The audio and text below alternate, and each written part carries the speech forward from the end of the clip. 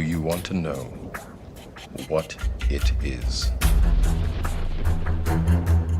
The Matrix is everywhere. It is all around us.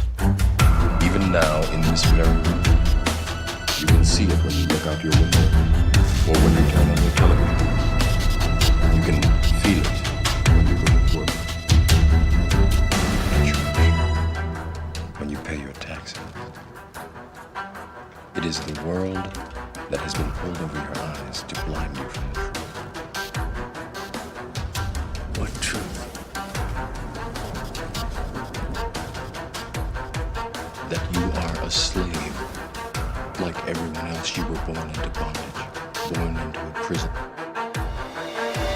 I bring to you the return of Mr. and Mrs. Smith. This is your last chance. After this, there is no turning back. You take the blue pill. The story ends. You wake up in your bed and believe whatever you want to believe. You take the red pill. You stay in Wonderland. And I show you how deep the rabbit hole goes.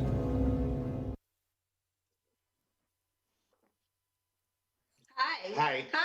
Welcome back. This is our next episode of The Return of Mr. and Mrs. Smith. I am obviously Mr. Smith. You are? Yeah. I'm Mrs. Smith. I think she's Mrs. Smith, but... Yes, thank you.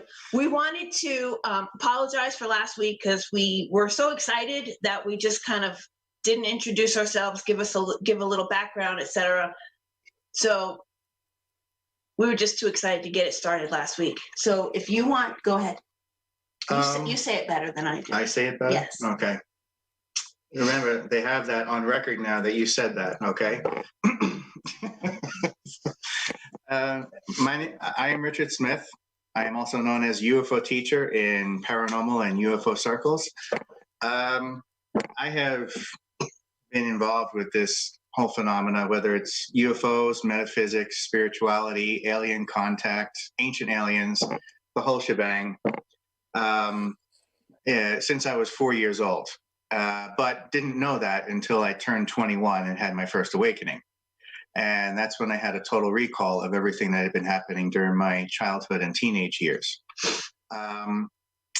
In that awakening, I came in contact with a very old, ancient extraterrestrial being that I refer to in my books as the crone. I've also referred to as Mother. She is a female praying mantis. And she is, for lack of a better term, kind of the one who heads this intermediate organization I refer to as the Sisterhood in the book, which works between the galactic community and the children of Earth. When I had that first awakening, I was asked if I would be willing to be a voice for those that have no voice and take the downloaded information and pass it on and teach people about it. And that's where I started off with the artwork, which then turned into writing the books that I'm doing now, which has also become the lectures I've done over the years, especially the infamous one at Temple University some years ago. And that has evolved into a dream of putting together the Human Origins Foundation and the Human Origins Conference, of which I am very proud to say that my wife and the love of my life, Linda, is my partner on that. Thank you.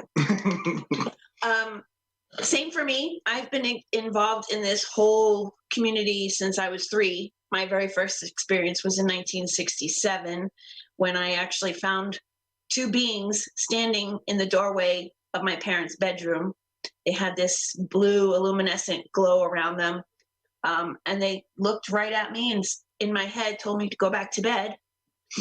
And that was the beginning of 53 years worth of experiences, including my mom, my father, my sister, and my 4 children. I didn't really come out about any of it until 1995 when my mom finally showed an interest in it. And that's when my sister and I finally told my parents what had been happening between the 60s and 70s. And since then, we have found out that people we've known from Long Island where we were from have also in the 70s had UFO experiences.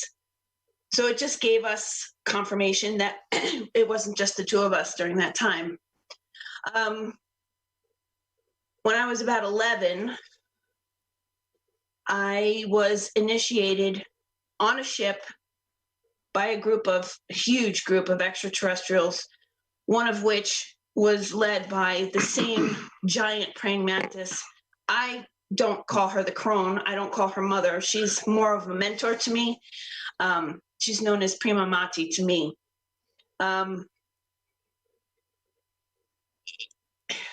It's so hard to talk about even to this day, but my entire life has been nothing but experiences. So it's normal for me. It's not normal for me to talk about it. It's still very hard because I was made fun of when I was younger. I have had a hybrid baby taken from me when I was pregnant. It's actually my youngest daughter's twin. All of my children have had experiences, even to this day. My youngest son, who's going to be 30, still has experiences here in Albuquerque. He's the only one that moved here with me to New Mexico. Richard and I met in person, even though we've known each other since we were children on ships. We actually met physically here on Earth in 1995, shortly after my mom started showing interest. And we've been friends for 25 years and got married 3 years ago. Yeah. Sorry, I had to think. It was a very long story. When I first met him, I was already married and I was very pregnant with my youngest child. It turns out through a lot of conversations and a lot of regression therapy and meditation that my youngest daughter is a hybrid, his DNA, my ex-husband's, and extraterrestrial DNA. And her twin was taken from me for a very specific reason. They haven't really told me, but they told me that it was for their safety. So I haven't seen her since she was probably a year or two old. That was a very interesting experience in and of itself. I just made myself bleed. Where was I going? And then you wrote your book. I wrote my book, yes. When I first moved here in 2017, I had already had an outline for my book, but I never really wanted to publish it because for me, in my mind, it was like airing dirty laundry. A lot of it was her mom's detailed journal from my the mom 90s. had kept a very detailed journal of all of her sightings, everybody's experiences, all of us in the family. Every time she saw a ship or a fleet of ships, or we saw blue lights in the sky or anything, it was date, time, everything. It was insane. It was from 1990 until 2000 something. She passed away in 2005. She then, sometime in between there, started telling me, it was 1996, I think, she started telling me that I needed to start writing down my experiences and anything that I could remember from when I was younger. So I did. I called her diary the Book of Ruth, because that's my mom's name, Ruth. And ever since she passed away, every time I moved, I kept that Bible with me. That's what I called the Bible.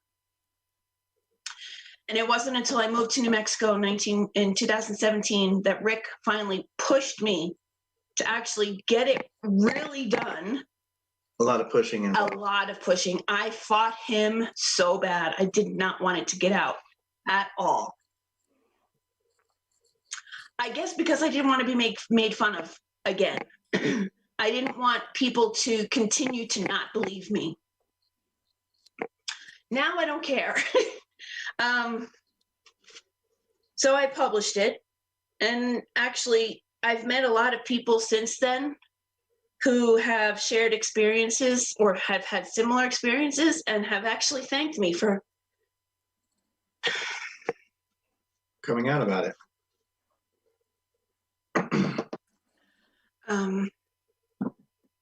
So that's us in a nutshell. Yeah. I've also had many training sessions with them when I was a child. They taught me how to heal. They taught me how to use my hands to heal. And I've just recently, since I moved to New Mexico, started actually using that ability the way I should be. I'll tell you more about that later because it involves Seb too. So that's pretty much, that's the Reader's Digest version And of once again, us. to our listeners and watchers, we apologize for not explaining who we were in episode 1, because I'm sure you're probably watching it and saying, like, why are these two people actually doing who something? the hell is this? Why do they have a show? Why am I? Thank God they were watching it for Sue Walker at the time. I know. But without further ado, welcome to episode 2 of The Return of Mr. and Mrs. Smith with our special guest today. Wait. What? I want to tell everybody ahead of time, please feel free to call in. I'm going to give you the phone number to call in and the meeting number because it is Zoom. So the phone number to call in is 929-436-2866. That's 929-436-2866. And the meeting number is 522-657-2748. Okay, go ahead. Sorry. We want to introduce our special guest today, Yes. Sev Tak. It's wonderful to have you here. Thank you for being on the show today. Tell us a little bit about yourself. Hello. Well, it's a pleasure to be here and with your watchers and listeners. I'm pretty new at coming out about my lifelong experience. I just came out at the end of 2017 because I was just afraid of what people were going to think of me if I came out and told everything. And I can start off with the ET contact that changed my life and that made me come out. It happened right here.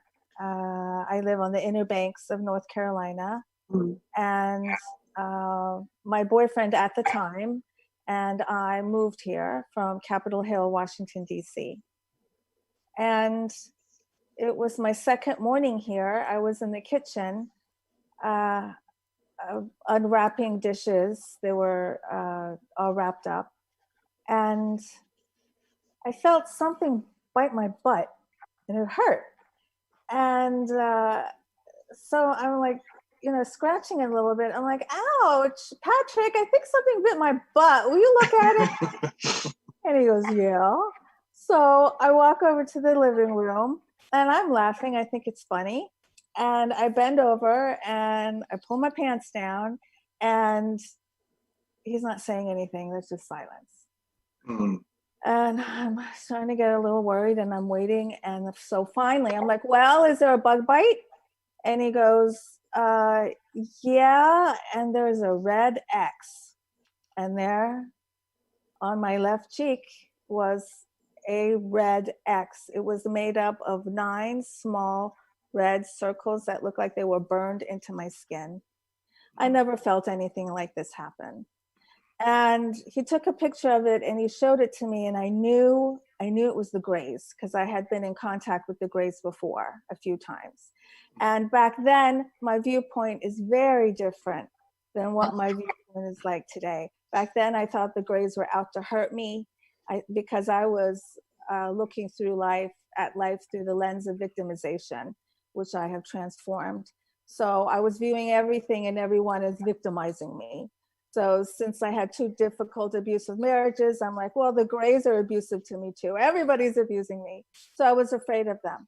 So when I saw that X, I got very scared and very angry, not understanding what they wanted from me and why are they teasing me and why are they doing this to me? So I just said to my boyfriend, okay, we're just going to forget about this. Let's just pretend like it never happened, which is what I've been doing my whole entire life. Well, 9 days later, I came to in my bedroom. After these experiences, you come to very quickly. There's no groggy phase. There's just your eyes pop open and you're completely alert, like you were just dropped from another dimension. So that happened. And the memory came forth.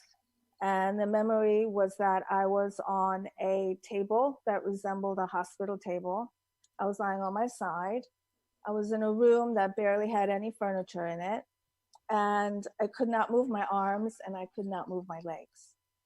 But I felt something behind me. So I could move my neck and my head, and I turned around, and right here, we made eye contact. It was a gray. He was doing something to my back. And we looked into each other's eyes, and I was scared to death. And he didn't say anything. In the other times that I've come in contact with the grays, we had telepathic communication. Mm-hmm. They giving me information, but this time it didn't say anything. So I turn my head back around and ding, I'm in my bedroom. I go downstairs. I wait for Patrick to wake up because I'm afraid to ask him the dreaded question, will you look at my butt? Because I'm like, if there's an X on the other cheek, I don't know what I'm going to do. Mm-hmm. And I also had a memory of being on the moon. I just knew I was on the moon. So Patrick wakes up, he comes downstairs. He has one sip of coffee, and I tell him everything I remember. I'm like, okay, will you look at my butt? So once again, I bend over, and he's looking at my butt, and there's just silence. He's not saying anything. And I'm like, well, he goes, there's another X, just like the first one on the right cheek. And I have pictures of this in my book. And I can't even tell you what that feels like, because it's like everything you've known to be your reality is no longer your reality. Mm-hmm. You've stepped into another world with a different set of rules, with a different set of characters. And I was speechless, and I was very scared and confused. And he said, what can I do for you? And I'm like, I don't know. And I started to cry. I pulled myself together, and I just said, I need help. Somebody has to help me with this, because I need answers. This is too much. This was finally the 3D proof I was looking for to explain all the activity that I've been having since I was a little girl. So shortly after that, one of my best friends, Elizabeth, who lives on Maui, said, you should watch Unacknowledged by Dr. Stephen Greer. I love that. Yes. So I watched it, and it lit something inside of me, like it lit a fire under my butt or something. It ignited me. So I immediately got up and I went to my computer, and I told myself, I have to send this picture of this X to somebody and tell the story, but to who? And I heard in my head, MUFON. So I Googled MUFON, the Mutual UFO Network, biggest organization in the world dealing with UFOs. And I see Kathleen Marden on there, who's the director of Experiencer Research, very famous. We all know who she is. She's a fantastic lady. She's really incredible. And I contacted her. And she wrote back 2 or 3 days later, and she goes, would you like to have a Skype session? I was like, oh my gosh, this is it. I get my answer. So we Skyped for an hour and a half, and she validated everything for me. She changed my life. Mm-hmm. And I said, and we've become friends since then. And I said, what am I supposed to do with all this information that I've been given? I see myself in my mind's eye. I see myself on stage or talking about it. She goes, I can't tell you what to do, Sev. That's on you. Well, I waited, and then one day I woke up and I declared I'm writing a book. And I wrote the book in a couple months, and it debuted. And then a couple weeks later, Alien Con contacted me to tell me that I was a speaker at the Alien Con in Baltimore in November 2018. That was my coming out. And to have it in Baltimore was perfect, because I'd spent 20 years in Baltimore, and I had a lot of experiences in Baltimore. That was my coming out. It was fantastic, best thing I've ever done. I met so many experiencers, and my work is to help experiencers. I want to help as many as I can understand why this is happening. This is not a fluke. This is a remarkable experience, and it's to be honored and treasured. Mm-hmm. And you have much to learn from it.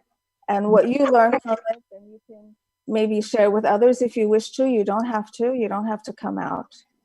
But this ET contact that we're having is for personal transformation on an individual level and on a global level. Yes. Mm-hmm. Yes. Absolutely. I agree.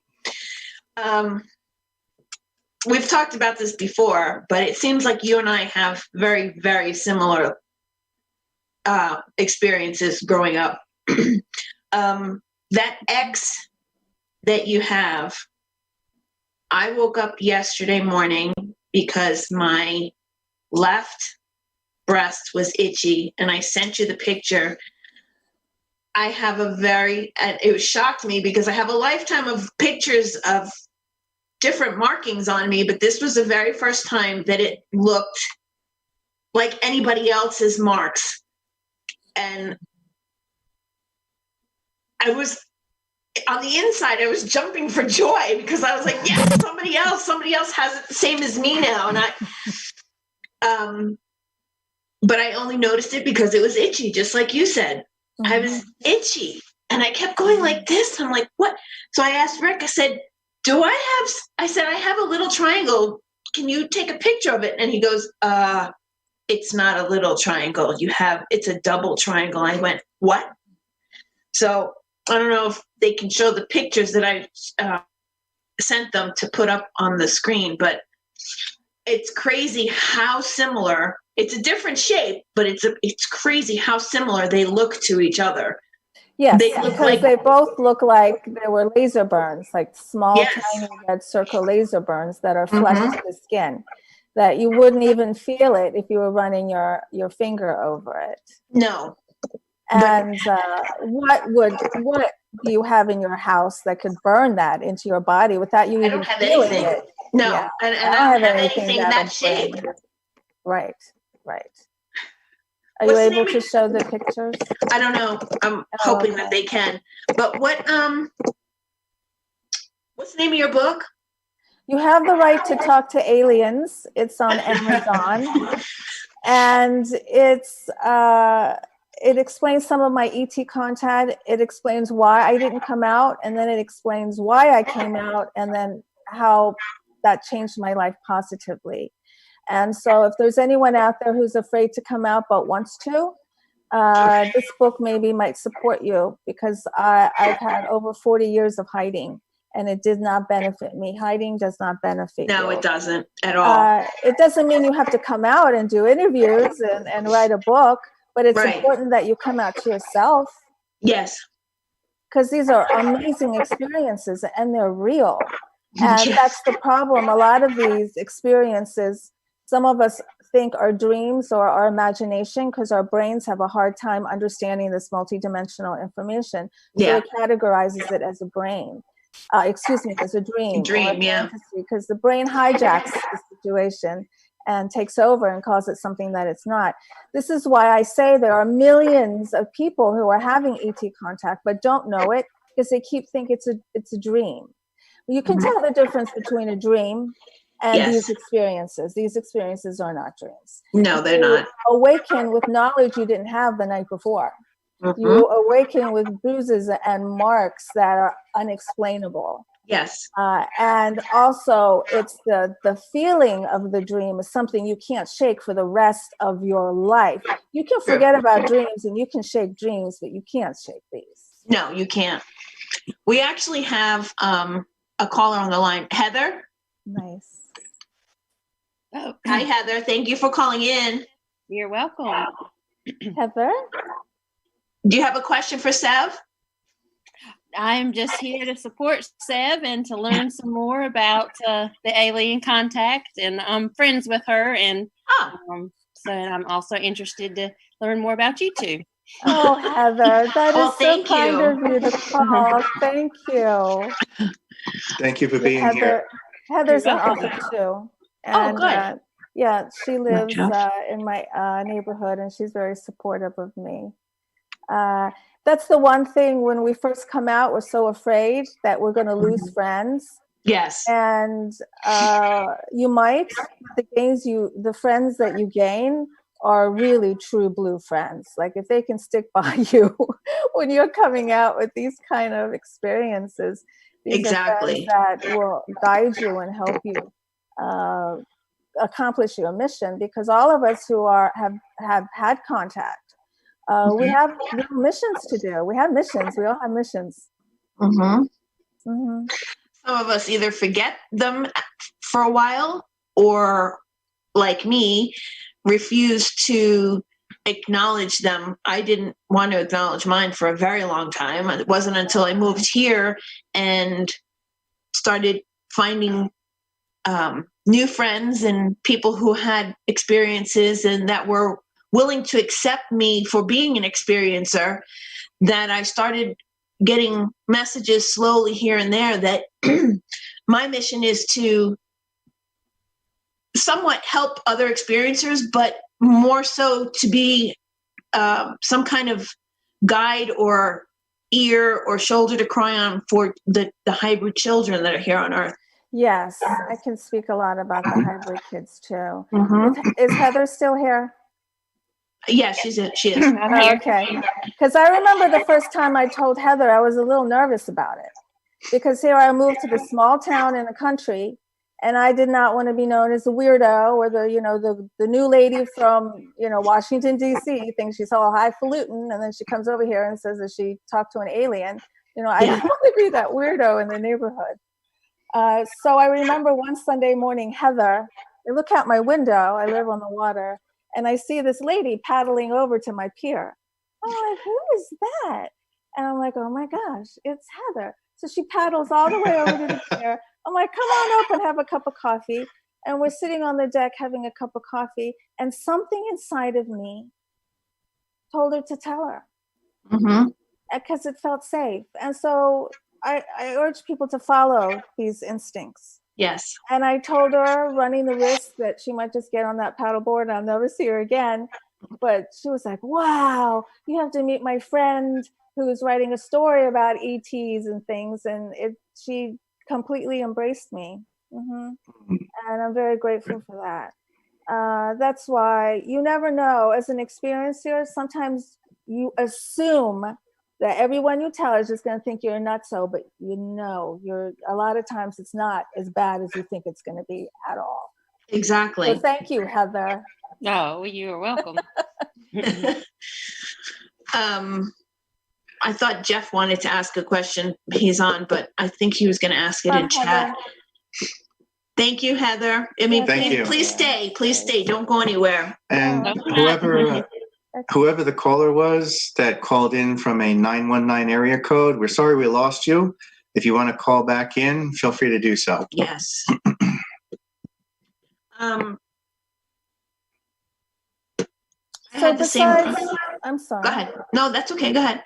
So besides helping experiencers, I'm also interested in hybridization stories. Now, I do have a private portal through my website. My website is planetsev.com, and you can reach me there and share with me privately and personally your ET story. It's called, Tell Me Your Story. You see it on my website. Which is exactly how I reached out to you the first time. And I'll read it and I'll respond.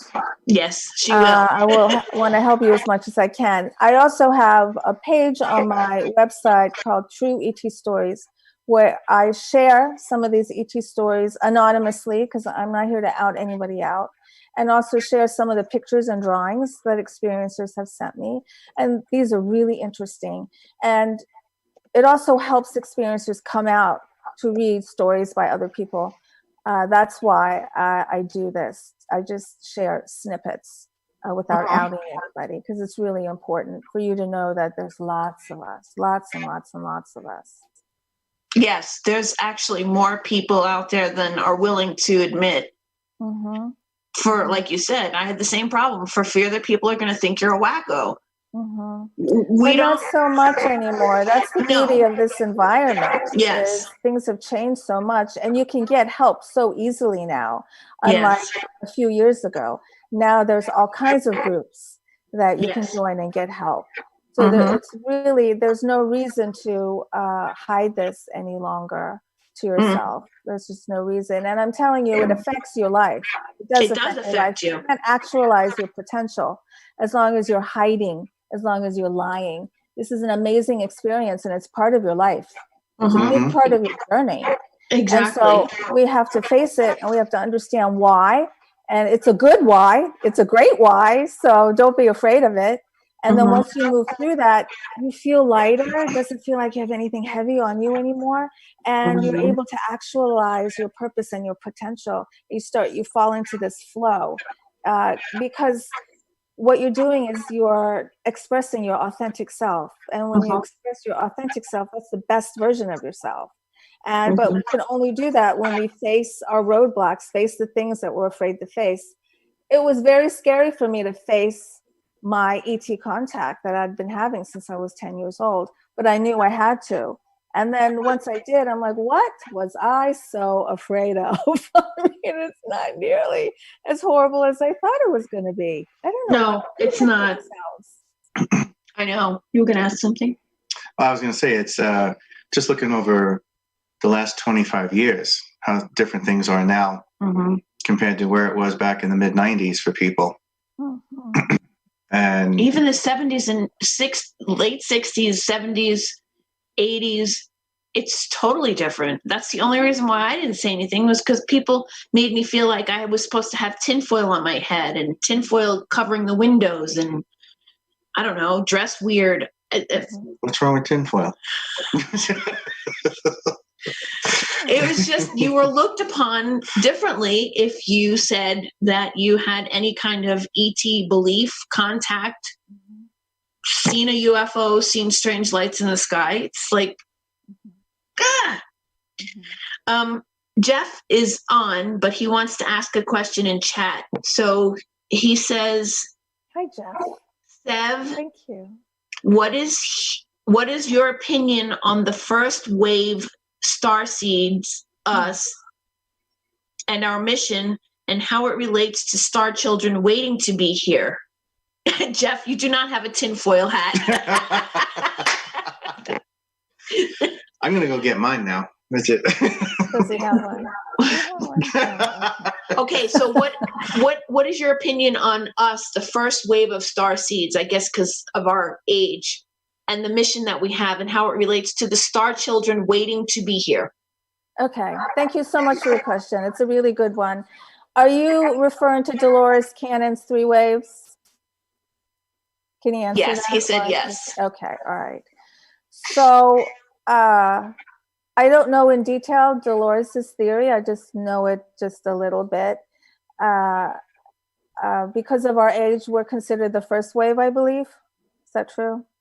Because of our age, the older ones, yeah. Okay. I guess we're the first generation, right, Jeff? Because of our age, I think so. Right.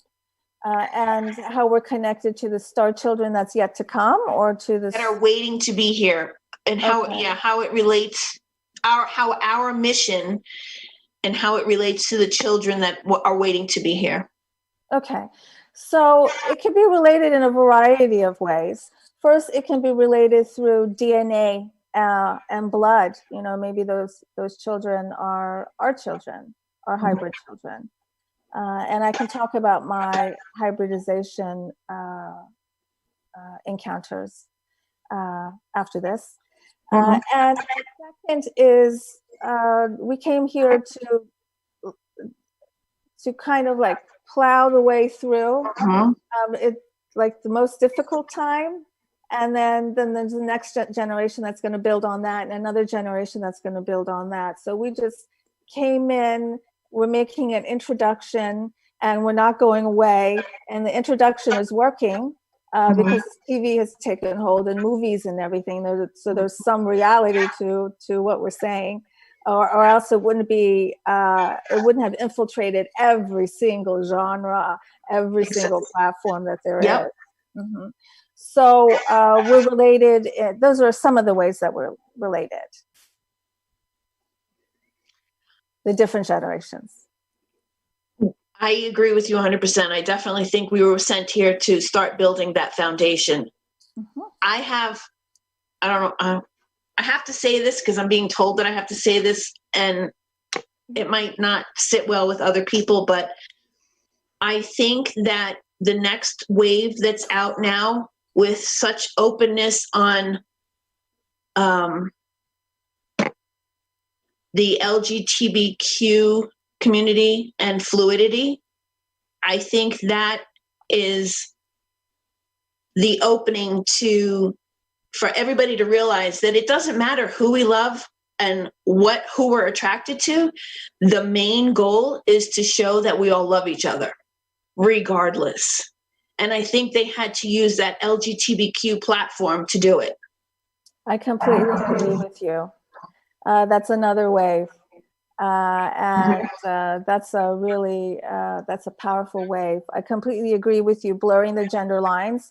There are some ETs out there who are kind of genderless. And the work that that community does is extremely important.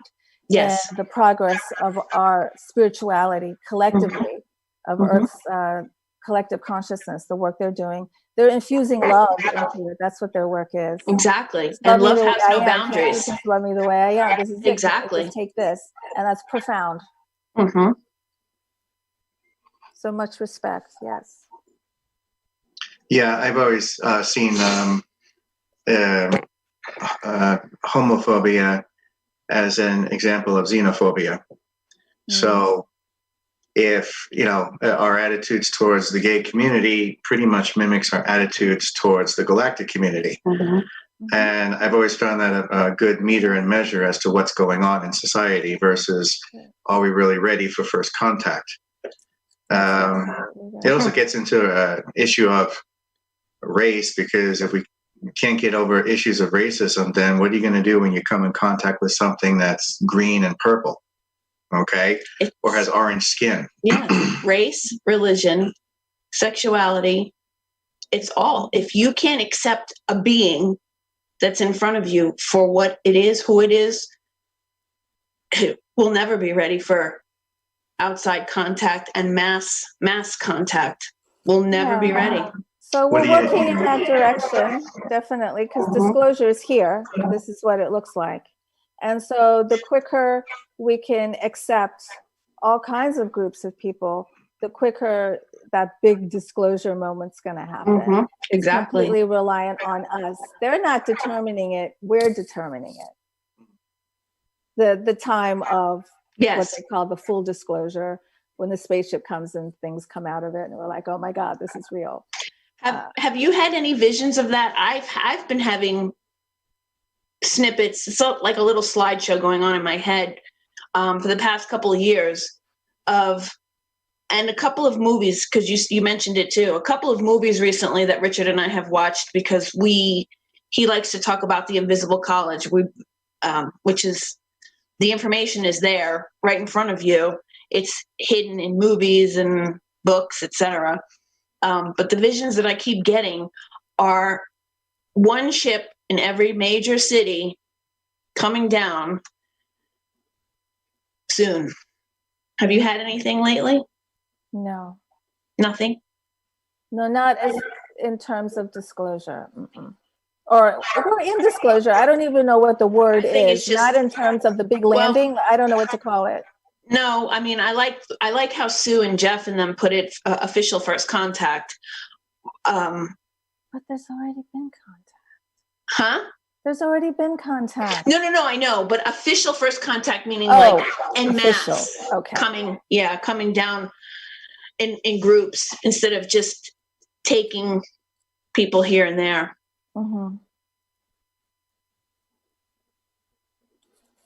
Okay. Oh, Jeff was commenting about the LGBTQ comments that we had said, and one of the Ponte beings named PETA. He said, we still don't know what PETA is. We suspect Jeff Demers. Jeff Demers. He said, we still don't know what PETA is. We suspect she is non-gender, which is good to know, because that's why a lot of people are now in the LGBTQ. They're changing their pronouns. It's not he or she. It's they, them. It really doesn't matter what you call yourself or it's the whole thing is just acceptance, unconditional love, period. Did you want to say something? No, it's just one of the things I'm in the middle of working on about the first contacting is, and this relates to the interview we did last week, is I'm working with Jeff and Sue and Otter on an ad campaign for the general public, and to put it out there to start getting them used to this. And I felt I just had that message come to me that it was important to use my skills that way. It's not so much meant for the believers and experiencers who are already on board with it. It's meant for the general population to get the message out there in front of them. And Jeff is happy with the first 3 I've done, but I'm just waiting for feedback from Sue and Otter before we officially start releasing the ad campaign out to the general public. It's really good. What platform will it be released? It's going to be on social media because that's the inexpensive way of doing it. But it'll be spread to the 4 winds in every way possible to hopefully it takes off and people will take it and start sharing it everywhere else. What did you call it? It's called the Say Hello campaign. So you're just going to slowly get people acclimated to the fact that this is coming through a series of graphics? Right. And that they're here. That they're here. They're well, here yeah, in the Sandia Mountains. So I had a whole campaign that just erupted in the back of my mind as to how to do it. And I was like, okay, let me see if Jeff, Sue, and Otter would be interested in this, and then let's go do it. So that's cool. Well, congratulations. I can't wait to see the first one. The being that you saw on your left shoulder, did they by any chance, I know you said they didn't say anything to you that particular time, at least that you can remember, but have you gotten, there's that X. Yes. So that was the left cheek. Okay, that's my butt. You don't have to see that. This is the being that was standing behind me. They didn't give you any names to them at all? This being did not talk to me at all. Now, I have come in contact with the Greys when they showed me this baby in a tube. And there were 3 Greys here. They talked to me. And then when I met the Greys in Roswell, New Mexico, they talked to me and gave me information about the hybridization program. But with the X's, there was no communication. Nothing. That picture that you just put up of you standing next to a cylinder with a baby in it, Richard and I have a memory from when we were children. I was probably 11 or 12-ish, and we were walking hand in hand, as always, through the ship, and we came across a room filled with thousands of cylinders filled with babies in them. Yeah. It was very overwhelming for us. It was just row after row after row of cylinders that even Rick said, it seemed like the cylinders realized that we were there, almost as if they were alive. Yeah. The cylinders themselves, and they all started to rotate towards us. Yeah. And that's how we realized there were babies, fetuses, all in every single one of them. And we got crazy. We got the impression that they knew we were there, and they were wondering what we were doing in there and how come we weren't inside a container. So I just remember stopping dead in our tracks going, yeah. It was I've never seen anything like that since. Yeah, that sounds like one of my clients was on a ship, and she also saw so many she couldn't even count tubes with fetuses in them lining the outside of the ship on the inside. And so when they showed me this was in 2013, and I was in a dark room, and all that was showing, I mean, I was standing in front of this tube that was a little taller than I am and about as wide as I am. And there was a baby floating in it in a liquid, and it was slightly glowy. And the baby's eyes were open, And it wasn't looking at me. I could just see its profile, but it had the bluest eyes I have ever seen. Like, this wasn't a human blue eye color. It was the most blue. Yes. And I couldn't see its genitals because of the way its legs were, but I knew it was a boy. So I'm looking at this baby completely confused. I don't feel anything for it at all. And once again, I feel something behind me. So I turn around and there are 3 grays. And back then I didn't know that grays came in different sizes. Yeah. So there were tall, medium, and short. And they told me telepathically, take your time, no hurry. We just want to give you your space. So I turn back around and I'm looking at it. I'm like, I don't understand. What is happening? What? And then I came back to 3D in my bedroom. And I haven't been able to shake that. And I hardly told anybody about it. And then in 2000, when was it? I went to Roswell in 2016. And I had a very interesting experience there that my boyfriend at the time was involved in. And I'll just tell you about the hybridization part of it. And it was a group of grays, and they told me that what I was shown in 2013, that I was being shown part of the hybridization program. And what they're doing is definitely slicing and slicing DNA with themselves and with humans. And their race was starting to die off because they became unemotional and they no longer had sympathy or empathy. They became like very neutral beings. And a race just can't survive if there isn't sympathy or empathy in there. And so that's what they're looking for, to splice that back in. So this isn't a rule, but a lot of times that the people that they hybridize with are empaths, or very empathetic, or very sympathetic, or wear their heart on their sleeves. A lot of them have advanced ESP or paranormal abilities. Not all of them, but generally this is the way it goes. You don't have to be a believer to be involved in the hybridization program at all. This could be happening and you have no idea. Yeah. But for some of us, we have memories of it, and some of us are being given the information. A lot of us actually have memories, and a lot of us are being given the information. What's happening is it's like, statistics. It's what are the odds? Let's give this information to 100,000 people, and let's see who is really going to come out and share it. It's one of those things. Like, I believe the information Tesla got, a lot of people got, but it's just who was that one person that was going to really listen and then do something with it. We're all getting a lot of the same information. Yes. I'm seeing that now. Yeah. So you were going to share with us the hybridization program. What I just told you about what they just told me. Yes. And that it is not a scary process when humans come to themselves in the middle of this process. They're often very scared, and they think that they're being victimized, and they think they're being used and abused, but they are not.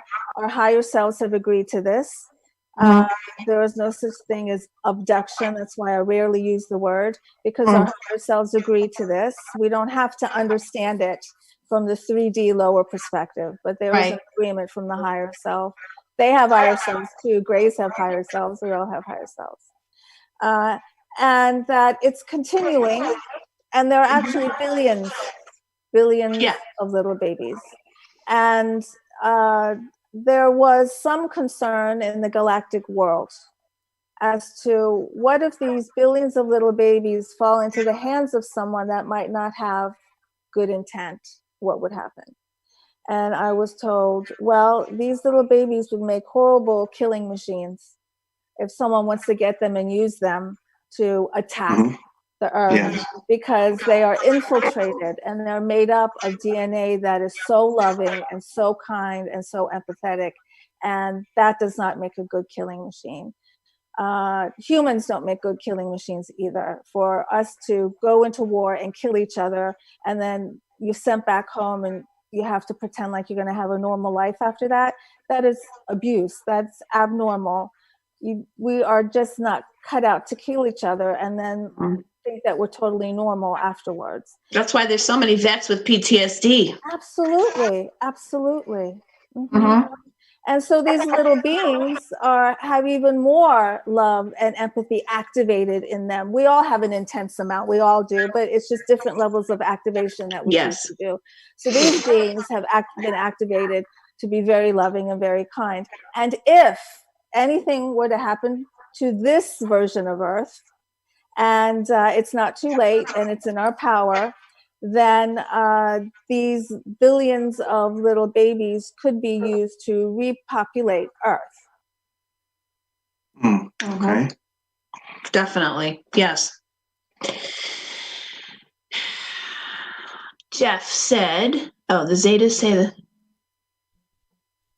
Jeff commented on he said, feel fortunate. Not everyone gets to see that process.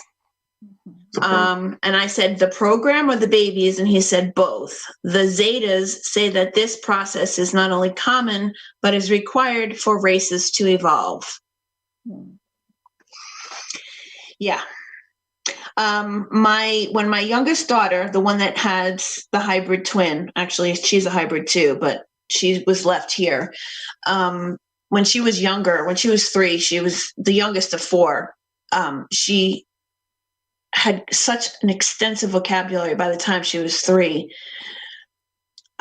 She would always, at first I thought she was just playing with her imaginary friends. And then I was like, maybe there's more to it than this. So I asked her one day, I said, Jackie, who are you talking to? And she just turned very matter of fact to me and my mom and said, Cadus and Betis. I said, what? Cadus and Betis? Really? Who are Cadus and Betis? And she just went on and on and on. And I wrote it all down because it was just so much. She had 3 that she talked to on a regular basis: Cadus, Betis, and Radis. And then when I met Sue Walker and she told me about radar, I was like, I wonder if radar is Radis. She just mispronounced it at age 3. I have no idea. But then one day after she was explaining who does what, one was a teacher, one teaches for science, one was the doctor, et cetera, et cetera. And then she threw the ratchet at me and she just said, and KB is my sister. And I had never told her that I had lost her twin when I was pregnant with them. I didn't tell her that I had been visited by beings that showed me her twin. None of that. She just told me. Yeah. Wow. And for years after, and I never made a big deal out of it because I never wanted her to feel weird like I did when I was growing up and shut down completely and not share anymore with me. But she was probably 10 or 11 when she finally stopped seeing them.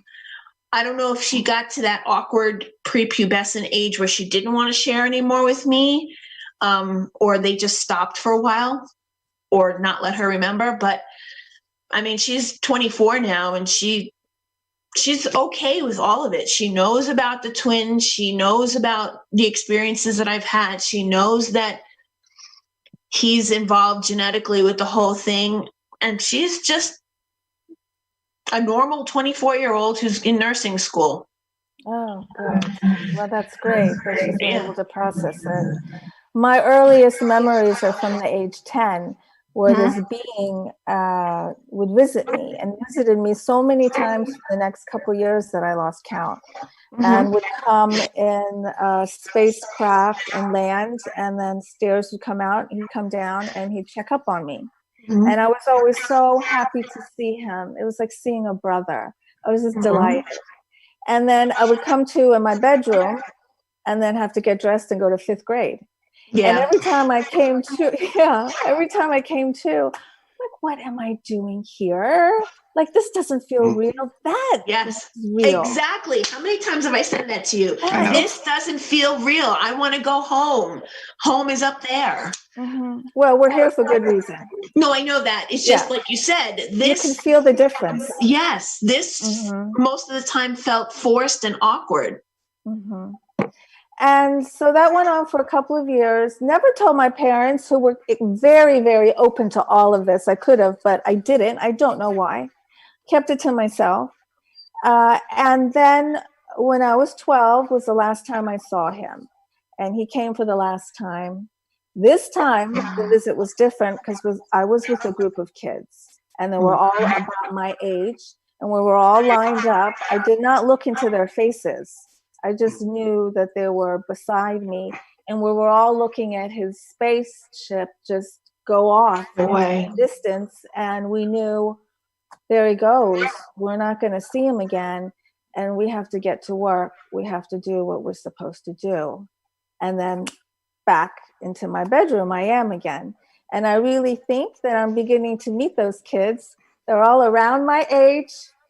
And I think we're uniting. Mm-hmm.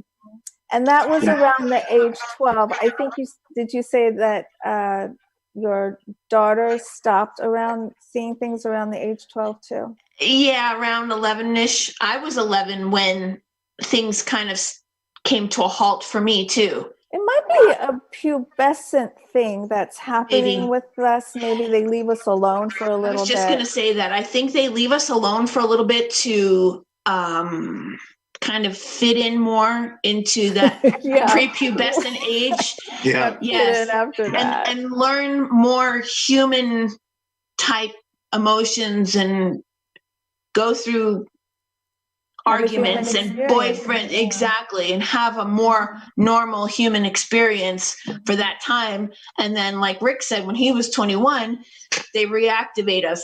They didn't reactivate me until much later, but I think I was 31-ish when it happened to me, where I finally went, okay, I can let everything out now. That was around 95 when my mom started showing an interest. So I just let it out less than 2 years ago, and so it's still feeling really good to get it out. Yes. And I hear from experiencers from all over the world, and their stories are remarkable. And I just love being able to communicate with someone and help them understand what this visit was all about and what it is that they're supposed to learn from it. And then that knowledge activates them so they can become a so-called better version of themselves, or that they can actualize their purpose. That's what all this is for, is to make your human existence better. It's to make your human existence more peaceful. It's for you to connect with your personal power and to realize that you are in control of your manifestation. You're in control of how you feel and what's going on in your life and the whole situation. Exactly. We're going to take a quick break. Let everybody go get a drink or whatever, walk around for a few minutes, and then we'll come back. But when we come back, I want to talk about the reading that you just gave me and how people can get a reading from you. Thank you. Okay? All right. We'll be right back, everybody. Okay. Why was the basketball court all wet? Because the players kept dribbling on it. The dad joke. Corny, groan-worthy, but also one of the simplest ways to share a moment with your kids. What did the buffalo say when he dropped his son off for school? Bye, son. So take a moment to make your kid laugh, because dad jokes rule. Make your kid laugh today. Go to fatherhood.gov. Brought to you by the U.S. Department of Health and Human Services and the Ad Council. I dare you. I dare you to change the world. Yeah, you. Getting that college education. I dare you to be somebody important. Like be a teacher. Or a reality TV star. I dare you to stand up here. To call the shots. To be a role model. An inspiration. An innovator. To be a teacher. Be my teacher. Think you can change my life? Make me excited about science like you. Have a career that really means something? Then do it. I dare you. I dare you. I dare you. I'm waiting. Alexa, Call Ashley. Yeah, it's about time you called that girl. No, he just talked to that girl 2 hours ago. You gotta let love marinate. Put love in that bag to marinate. Love gonna be in that bag like, I can't wait to talk to him tomorrow. What? And then after it marinates, you're gonna pull it out. JB, who's Alexa? Say it, JB. You Alexa. That's right, I'm Alexa. Thanks, guys, but I'll take it from here. 180 over 111, and I had a stroke. 145 over 92, and then I had a heart attack. 150 over 90, and I had a stroke. This is what high blood pressure sounds like. You might not feel its symptoms, but the results from a heart attack or stroke are far from silent. Get back on your treatment plan or talk with your doctor to create a plan that works for you. Go to loweryourhbp.org. Everything's changed. Brought to you by the American Heart Association, American Medical Association, and the Ad Council.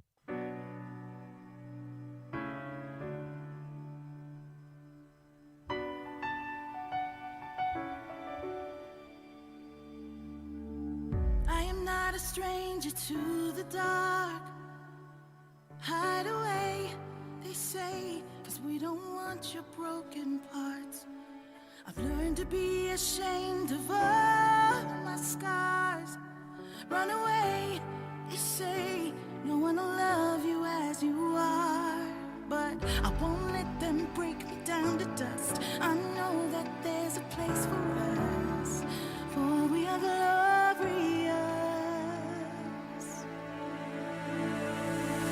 When the sharpest words wanna cut me down, I'm gonna send a flood, gonna drown them out. I am brave, I am bruised, I am who I'm meant to be. This is me. Look out, 'cause here I come, and I'm marching on to the beat I drum. I'm not scared to be seen, I make no apologies. This is me.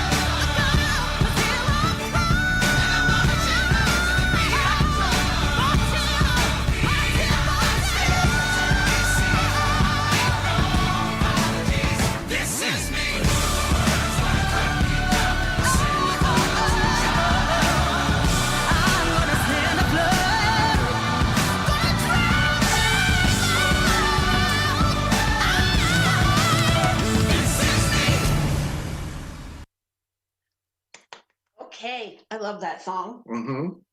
It's my new theme song. Okay, so we're back.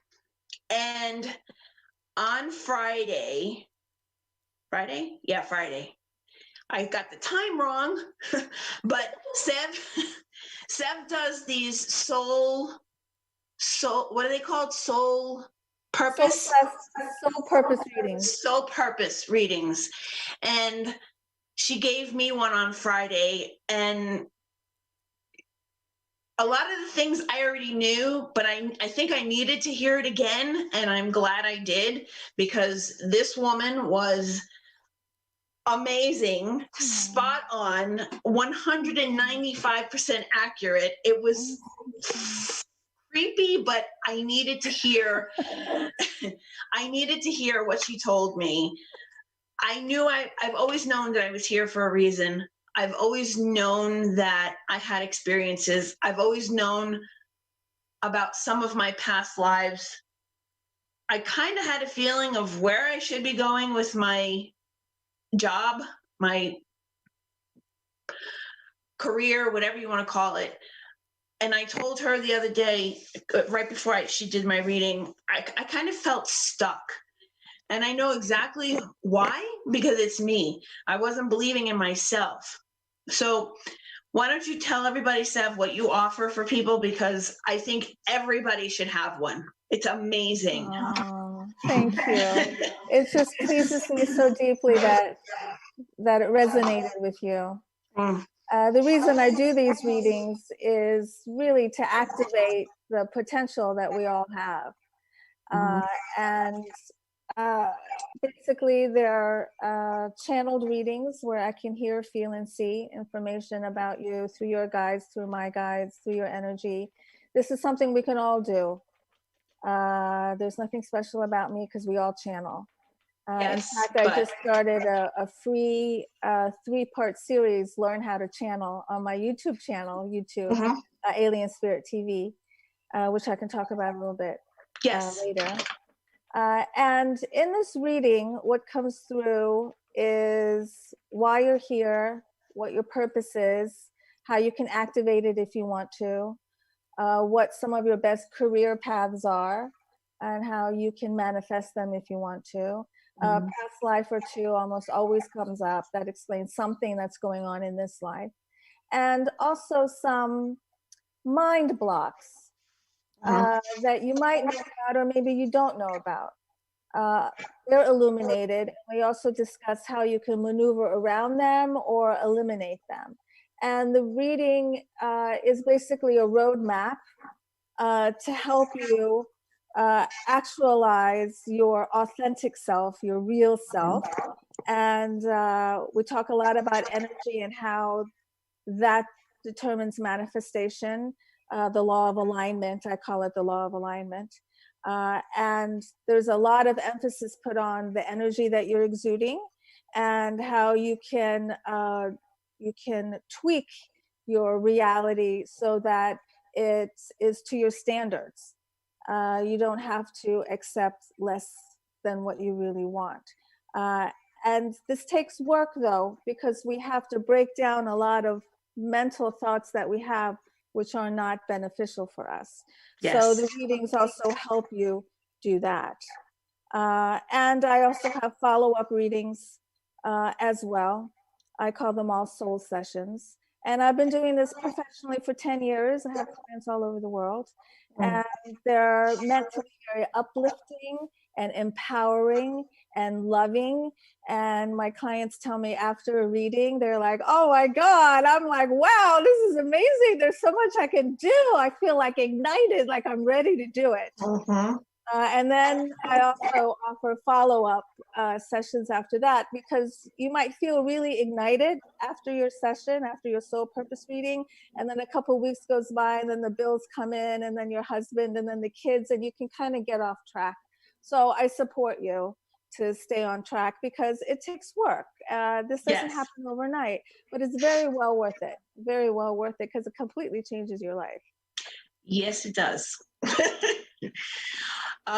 Okay, cool. You should get one. Thank you. Okay. Oh, okay. Definitely will.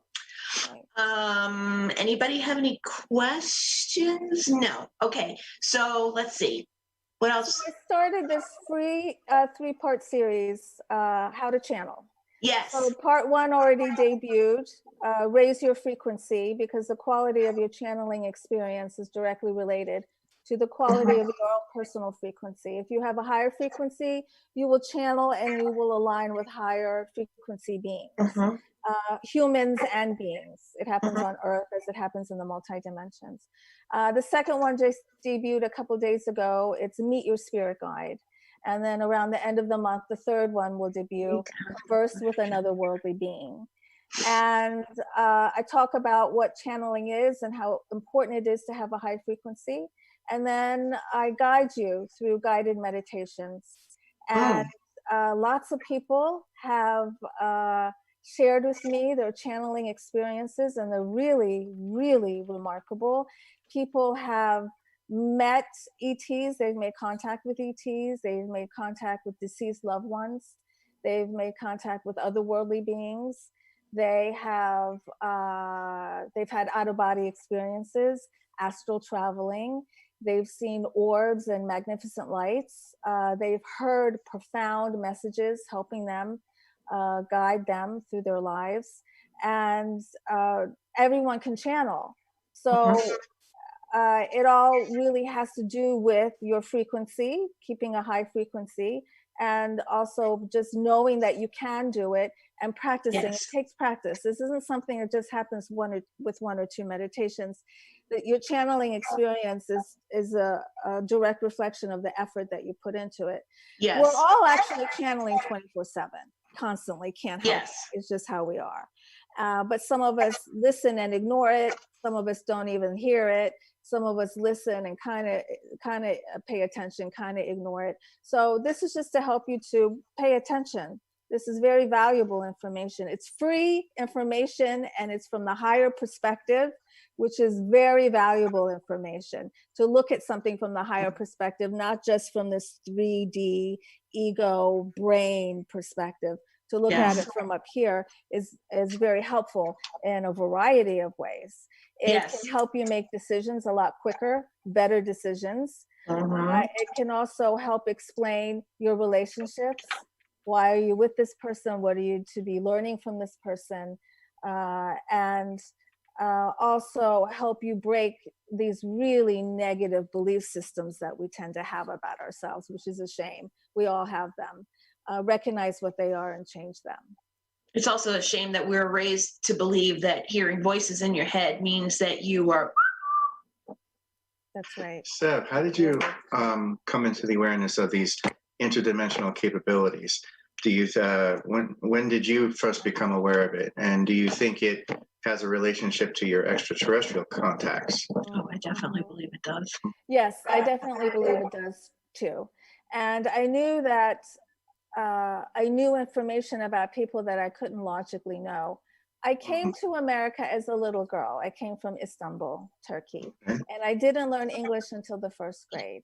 So I went to school. The first couple years that I was here in America, I didn't understand anything anybody was saying.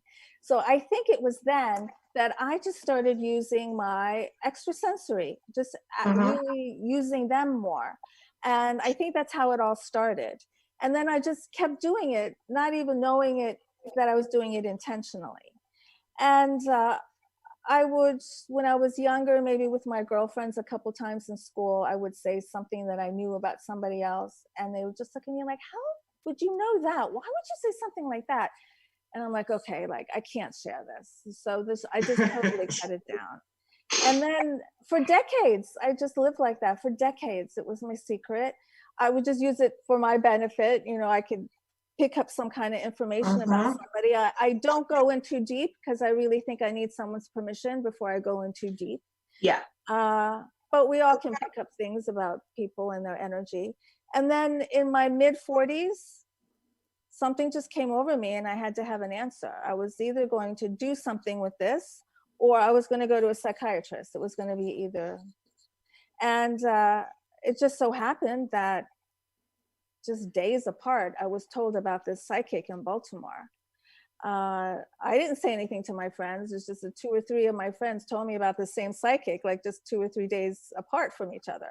So I'm like, okay, she's the one. So I went to her And I've never been to a psychic. I don't do that kind of stuff, but something told me to go to her. And I did. And she said, what do you want to know? And I lied. I didn't want her to know why I was there. I wanted her to tell me, which explains my method. You know what my method is. Like, I don't want to know anything about you. I don't ask any questions about you. I don't even want to know why you want a reading. I want you to know nothing. As soon as I see your face on the screen, the reading starts. So anyway, she said, but everybody has a question. I go, nope, I don't. Just tell me what I need to know. And she's like, okay. Well, you can hear and feel and see really well. You should be doing what I'm doing. I'm like, okay. And then it just went from there. But then I went home. Here it is, I don't know, 2 hours later, I'm home. And I'm like, she's just as crazy as I am. So I went backwards again. And then I sat on it for quite a while. And then I called my friend and I said, send me 2 strangers to read, because I can't know them, just 2 strangers. And so she sent these, actually I wanted 1 stranger, but 2 came. And right before they came, I literally almost threw up. It was the most nervous I've ever been in my life, but I had to do it. And I did it. And then I just did the readings for free in the beginning. And I was learning, what are my readings? Like, what's the information coming out? Why am I doing this? Just trying to figure out what I was offering. And then I saw that what kept coming out over and over again in these readings was hearing someone's purpose, why they're here, and helping them activate it. I'm like, okay, that's it. That's what I do. I do soul purpose readings. Okay. I can totally relate to everything that you just said, because I've had very similar things in the past where I kind of automatically know something about somebody. I've done free readings for friends, but I'm the same way as you. With me, it works with either me touching something that belongs to them that's very important to them and has a lot of meaning, or just touching them. Doesn't have to be in an awkward way, but even just touching them, holding their hand, or shaking their hand. And I'm the same way. I will ask them a question, and sometimes their automatic response is to start just blurting out everything, giving me, and I say, no, I don't want to know anything. Just answer me yes and no, please. I don't want to know anything, because I don't want you to be able to turn around and say, well, I told you this. I don't want to know it. I was going somewhere with that. Damn it. So you can relate. You could relate. And I, like you said, I went backwards too, because then I started hearing from these people going, holy crap, how did you know all that? Because the majority of the stuff that comes to me is a deceased relative, that all of my experiences have been deceased relatives. And I've noticed over the time that usually that purpose for that reading is to resolve something with that deceased relative for the person that I'm reading. And my backwards pedaling was, how did I know that? Why am I doing that? Oh my, I scared myself, because I've had several people tell me that I was very accurate. It's a very overwhelming feeling to be able to do that. And Rick and I had gone out one night. Now, yes, Richard and I know each other for 25 years, but there's still a lot of things from his family that I still didn't know about. And we went out to dinner to celebrate my book, I think. I think it was celebrate the fact that my book was published. And all of a sudden, I looked at him and I went, who's Dorothy? And he goes, I said, does Dorothy mean anything to you? Because somebody's here named Dorothy and wants me to tell you that she's here. And he goes, that's my grandmother. And I went, oh, okay. Don't tell me anything else. And then I just let her say her stuff. And she was able to show me this very old antique dresser. It was a large circular mirror in the dead center. The 2 sides were high. The middle was a little bit lower, almost like a very antique makeup table type of thing. I described it, the color of it, everything, and everything that was on it. And I thought he was going to puke, because he was like, yeah, I saw her room. I saw the curtains flowing. It was crazy. And I've had a backward moment ever since then. Because I scare myself that I can do that. And then you told me that I have to keep doing it.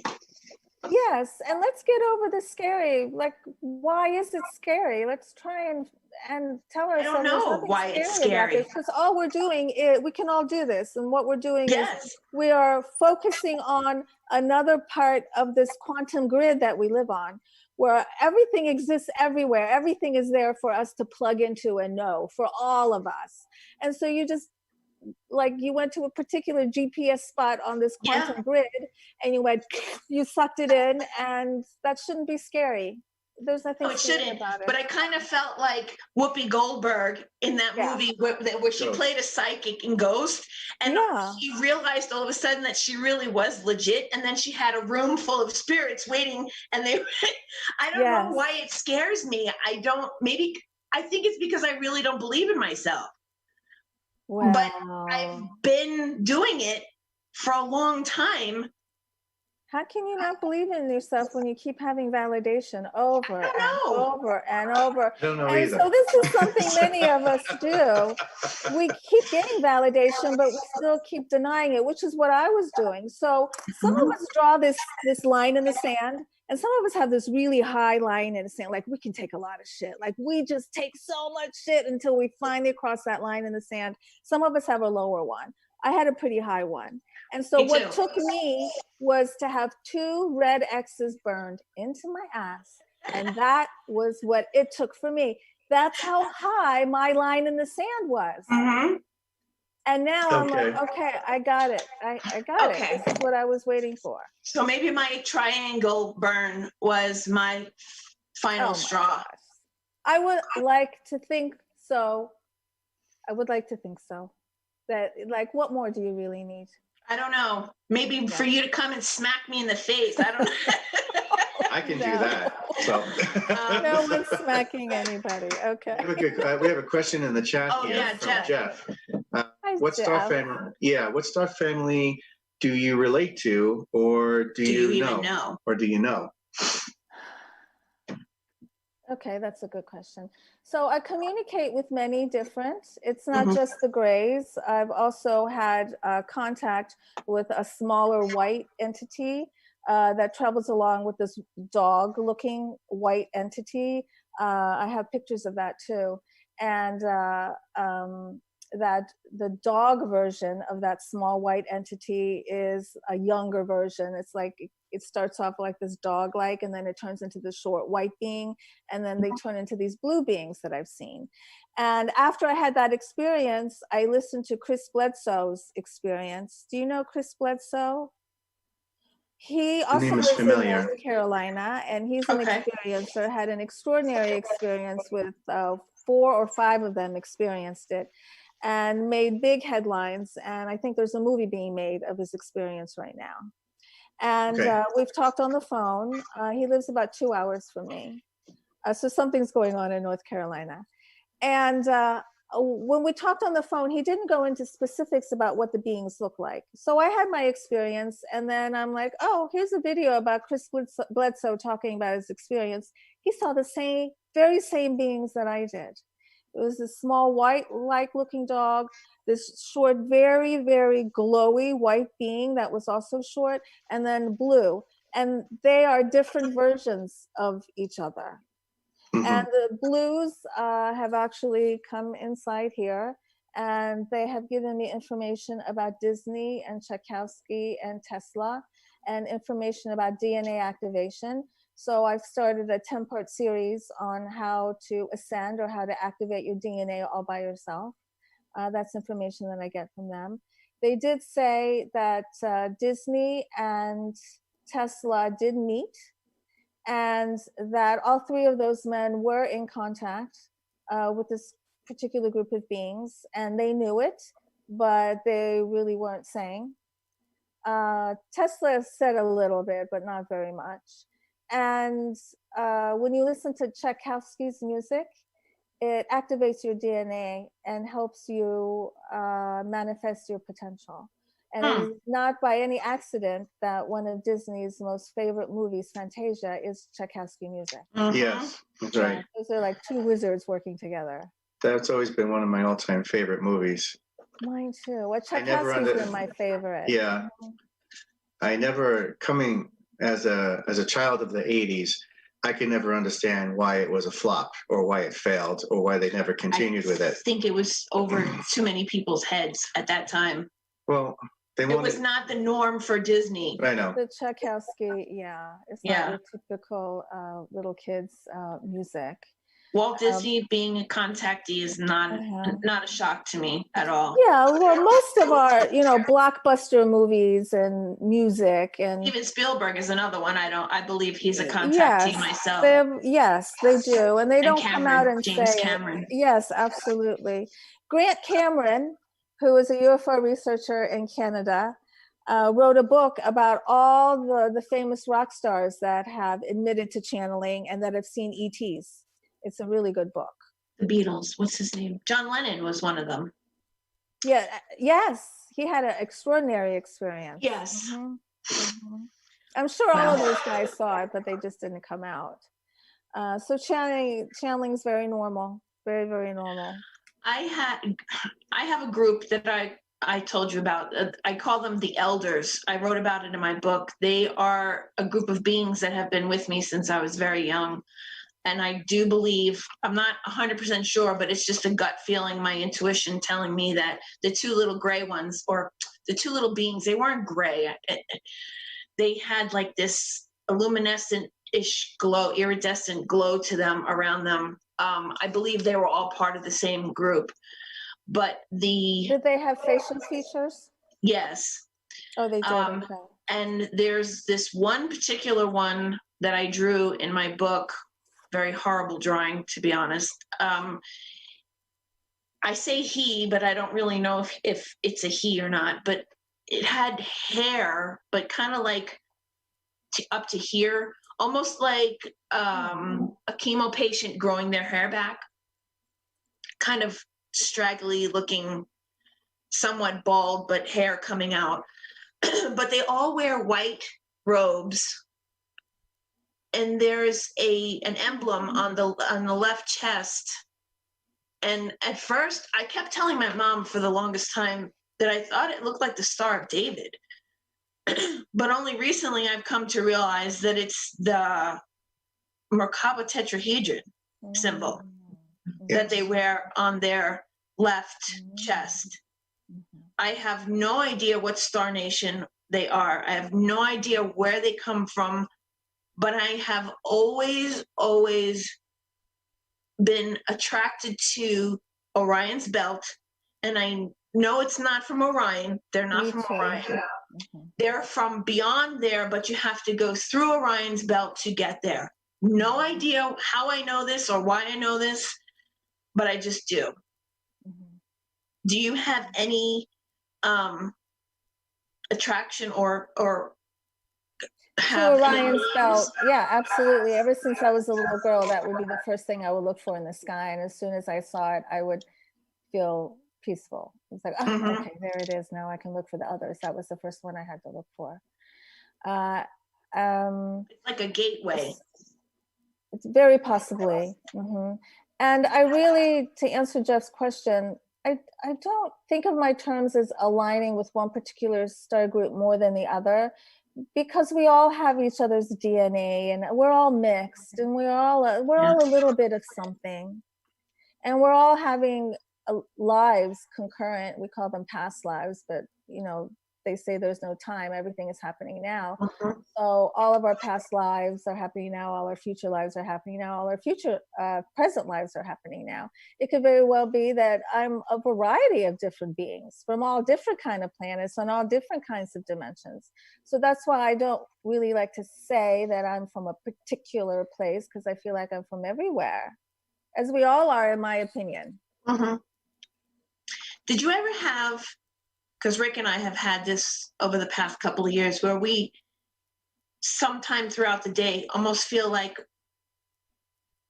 we're, I don't know how we put it, like we're here, but we're experiencing being in a different reality at the same time of being here. Like we're out of phase. Like we're out of sync with what's going on right now. We know we're here, but it feels off. Yeah. So could it be because you're just not having the same feelings and as emotions as a lot of other people right now are, and maybe that's why you feel you're different? Because there's a lot of, right now is an amazing time to be alive. Absolutely an incredible time to be alive. And some of us are really in the fear and the worry of it, and some of us are not, and there's you know, every degree in between. So is that what you mean? Like maybe, is that no, it? Something else. Okay. No, it's, I mean, we could be, we're homebodies anyway, so this whole quarantine, social distancing thing doesn't really affect us because we're normally always at home. But it's during our normal routine throughout the house, I'll have like this moment of like. Yes, I had that yesterday. Weird. Yesterday, something happened. Maybe you can tell me what it is. But I had my friend here. I love to knit. And she makes these gorgeous socks. So she's teaching me how to make these socks. So we were sitting together right here. She's sitting right next to me. We were a little too close. So we weren't supposed to be that close, but we were. And she's showing me, and there was like, the yarn was on these 2 needles. Then all of a sudden, we're both looking at these 2 needles. All of a sudden, it's like everything just went like tilted, and the frame of the movie shifted. Yes. And I'm looking at the needle with the yarn on it, and the stitch changed. It was not the stitch that I had just made. It was like the yarn came off and another stitch happened. And it was a shock. And then both of us looked at it and we both said to each other, oh my God, just what happened? We both felt some kind of time shift. It like went 1 second ahead, and or maybe it could have been more than that. But we weren't there. Something happened. Yes. Somehow something happened to that stitch on that needle. I don't know what happened, but when we came back, there was another stitch on that needle. That reminds me of that scene in The Matrix where Neo sees the cat and then sees the glitch and sees the cat again. That's what it reminds me of. So that glitch is just, what was that? We just kind of, sped up time? It's the timeline trying to correct itself. And you'll see, we normally don't see that happening right in front of us because we are the ones participating in that timeline, but every so often it will catch up with the human brain, because the human brain knows something's off. And that's when you feel like you're out of phase with something or out of sync with something. It's just, and every so often it catches up with that. The human brain is like, wait a minute, something's not right. And then you actually see it registers in the light spectrum on your eyes, and you see it catching up with itself, even if it's just for a split second. Unlike anything, it was weird, because I literally, time sped up and I don't know what happened in between. Jeff wrote interphase shifting. Are you sure you don't want to unmute yourself, Jeff, and explain that? Yeah, Jeff. Yeah, please. I would love to hear what you have to say about that, because Mr. Demers. Amazing. Yeah. Jeff, I see he you. Doesn't want to talk. Come on, Jeff, talk. Tell us what you mean by see you. interface. What? Jeffrey, unmute. This is Mr. Smith. Can we unmute Jeff?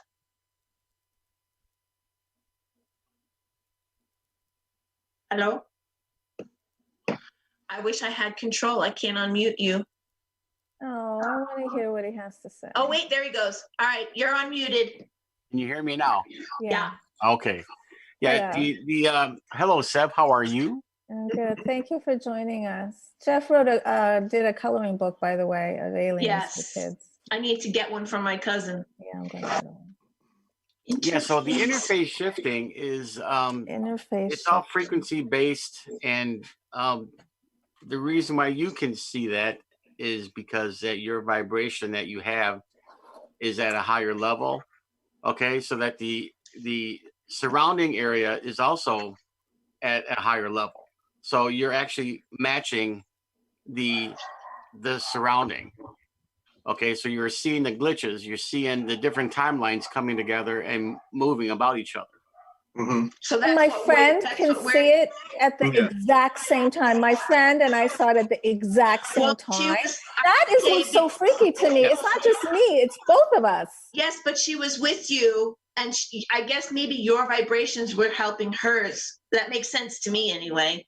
Yeah, we actually have a number of different time slips happening at the same time. Yeah. Okay, so when one doesn't coalesce with the other, it causes a shift. Could it be that it all comes back in line again? It all comes back in line. So I was thinking maybe we've just slightly slipped into a very, very slightly different version of Earth. Well, yeah. Well, there's a number of different versions of Earth. Okay, so when they overlap and cross, that's what I think it was. Yeah, it's almost like a deja vu. Do you agree with that? Yes, that's what they called it in the Matrix too. They called it deja vu. And this would also it would explain this phenomena that's been going on for a while now, called the Mandela effect too. Yeah. Where that's what I think happened. I think we slipped into an alternate reality of this version of Earth that you're in. Everyone who's here shifted into that different version of Earth. Yeah. And we do that constantly all day long, really. Mm-hmm. So that interface shifting, Jeff also explains why Rick and I will be in the middle of doing something normal here at home and just feel totally out of sorts for a second. I don't know about that particular effect, but I do know that when you see an event and you see the event again, pretty much like the Matrix, is very similar to that. Those guys were really on point with a lot of their stuff. Yes. I need to see that scene with the cat. I don't remember what you're talking about. They were going on a mission and they were getting ready to go up a staircase. This was after Neo had been woken up and he was ready to go with Morpheus to go see the Oracle, I think it was at that point. Maybe, yeah. And they were getting ready to go up the stairs and Neo sees a black cat on the floor and it meow, and then it kind of like phased out and back in, and he saw the same cat again, meow. And as he was going up the stairs, he said, "Oh, I just had deja vu." And they all looked at him like, "Oh my God," because they knew what it meant. He didn't.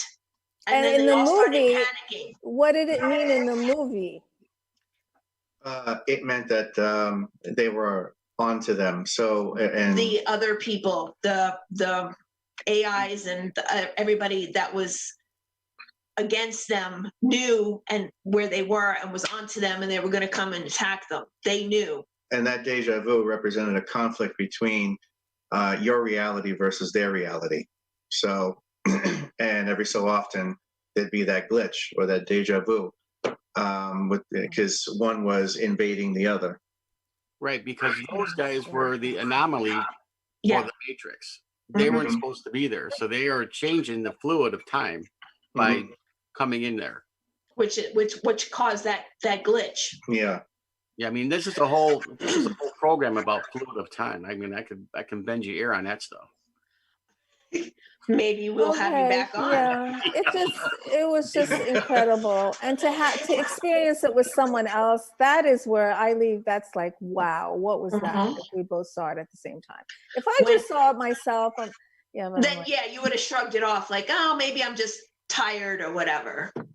Well, yeah, I used to do that. I don't do that anymore. I would have just told me that I would have just told myself that, oh, I shifted into another frequency or another vibration. That's what happened. Which you did. Because there's so many different versions of Earth, and they're just like slightly shaved, just slightly different from the other. And every time we make a decision or a choice, we pop into another reality. Another slightly different version of us. Some people come with us and some people don't. And with every choice, we do that. Yes. Yeah. So which version of Earth did we pop into? The kinder version, I hope. Hopefully we're all making it switch into that kinder version. Yeah, I think so. I think we're going to maybe take another quick break. And then when we come back, only because Rick has to go to work in a little bit, when we come back, we're going to give you as much time as you need to shamelessly plug yourself. Thank you. And then we're going to tell everybody how they can reach us, and then we'll call it. Okay. We'll end it after that. So we'll take a quick break and we'll be right back. Thanks, Jeff. In Austin, it's 60 degrees with a... Alexa? Amazon's Alexa lost her voice this morning, causing a Alexa lost her voice. How is that even possible? We have the replacements ready. Just say the word. And you're sure this is going to work? Yeah. Alexa, show me a recipe for a grilled cheese sandwich. Pathetic. You're 32 years of age and you don't know how to make a grilled cheese sandwich. Its name is the recipe, you... Alexa, how far is Mars? How far is Mars? Well, how am I supposed to know? I've never been there. This guy want to go to Mars. For what? There's not even oxygen there. Alexa, set the mood. Now setting the mood. You're in the bush and you're just so dirty and you're so sweaty because it's hot in that bush. Alexa, reboot.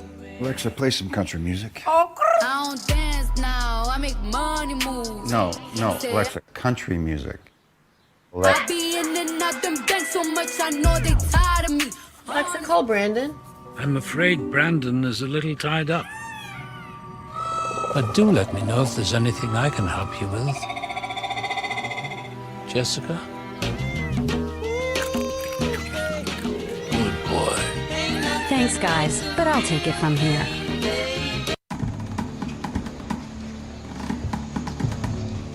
Patriotism.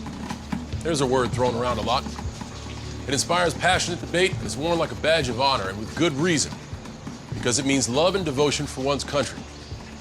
Love. For a word designed to unite, it can also be pretty divisive. You see, there's more to patriotism than flag sequin with onesies and rodeos and quadruple cheeseburgers. Patriotism is love for a country, not just pride in it. But what really makes up this country of ours? What is it we love? It's more than just a huge rock full of animals like cougars and eagles, right? It's the people. Do me a favor. Close your eyes for a second. I want to try something out. Picture the average U.S. citizen. Think about it. How old are they? What's their hair like? How much can they bench? You got one? Okay. So chances are, the person you're picturing right now looks a little different to the real average American. There are 319 million U.S. citizens. 51% are female. So first off, the average American is a woman. Cool, huh? Is that what you pictured? 54 million are Latino, 40 million senior citizens, 27 million are disabled, 18 million are Asian. That's more people in the U.S. than play football and baseball combined. 9 million are lesbian, gay, bi, transgender, more than the entire amount of people that live in the state of Virginia. Around 10 million are redhead, 5.1 million play ultimate frisbee, and 3.5 million are Muslim. Triple the number of people currently serving in the United States military. Almost half the country belongs to minority groups. People who are lesbian, African American, and bi, and transgender, and Native American, and proud of it. We know that labels don't devalue us, they help define us, keeping us dialed into our cultures and our beliefs and who we are as Americans. After all, what's more American than freedom to celebrate the things that make us, us? I mean, it's stitched into the stars and stripes of this country, from the Constitution to Gettysburg, to our motto, E pluribus unum, from many, one. It's even in our country's name, the United States. This year, patriotism shouldn't just be about pride of country. It should be about love. Love beyond age, disability, sexuality, race, religion, and any other labels. Because the second any of us judge people based on those labels, we're not really being patriotic, are we? So let's try this one more time. Close your eyes. Picture the average Joe or Joan or Juan or Jean-Luc. The real people who make America, America. And this year, whenever you feel the urge to don those star-spangled shorts, set off fireworks the size of my biceps to show love for our country, remember that to love America is to love all Americans. Because love has no labels.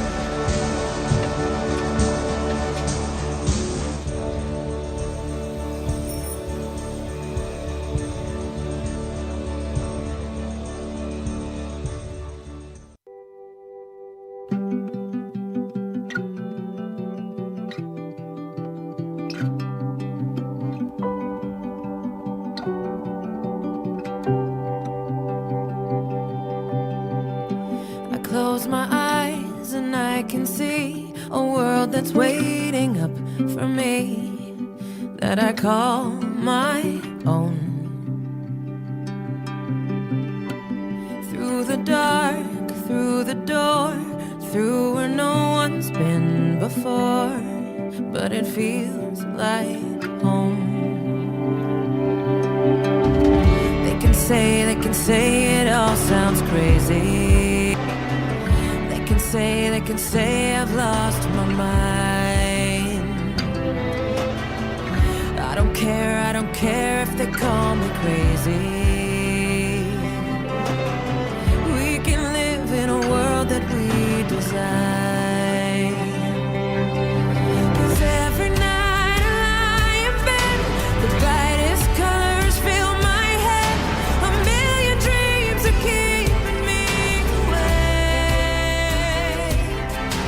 I think of what the world could be, a vision of the one I see. A million dreams is all it's gonna take. Oh, a million dreams for the world we're gonna make.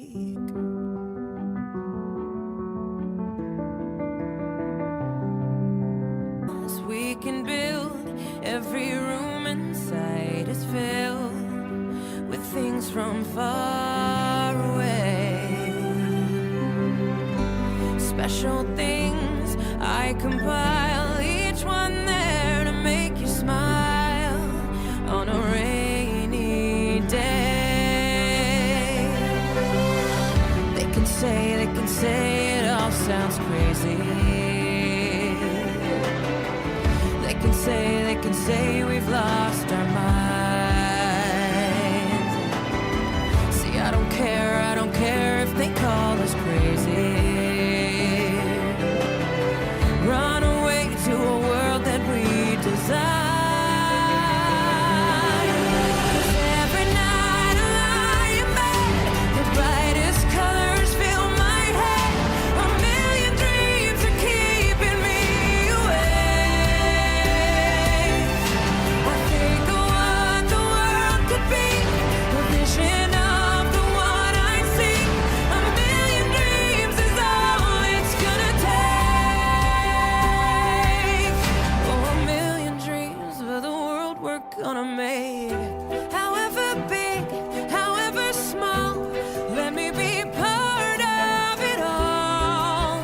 Share your dreams with me. We may be right, we may be wrong, but I wanna bring you along to the world I see, to the world we close our eyes to see. We close our eyes to see. Every night I lie in bed, the brightest colors fill my head. A million dreams are keeping me awake. I think of what the world could be, a vision of the one I see. A million dreams is all it's gonna take. A million dreams for the world we're gonna make.